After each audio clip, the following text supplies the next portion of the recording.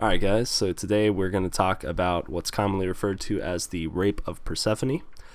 So basically, Persephone is the daughter of Zeus, who is the god of the sky, and Demeter, who's the goddess of the harvest. So together they make Persephone, who's the goddess of vegetation. One day in Olympus, Persephone's, doing her thing, and Hermes and Apollo walk by, and they're trying to give her flowers and chocolates and presents and flex their muscles, and they're just trying to woo Persephone and trying to get her, all hot and bothered by them. Demeter sees this and she's like, "Hey, guys, get away from my daughter." Then she takes her daughter Persephone and hides her way out in the woods, and she's like, "Hey, you're the vegetation goddess, so just plant some flowers and some trees and shrubs and feed them and water them and whatnot. Just do your thing, but stay away from those boys." Well, while this is going on, Hades is developing a pretty big crush on her, and instead of talking to her, he does the natural thing and asks her father if he can kidnap her.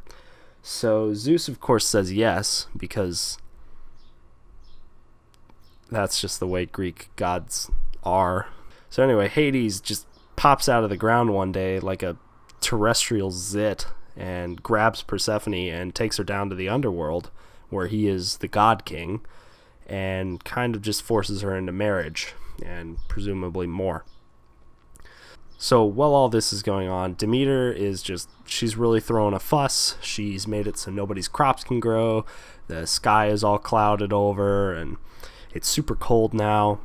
And it's just really unpleasant, and everybody starts starving and dying, and they're all praying to God. They're bugging Zeus constantly, night and day, like, "Hey, Zeus, we're dying. Could you do something about this?" So he goes down to the underworld and is like, "Hades, could you release my daughter?"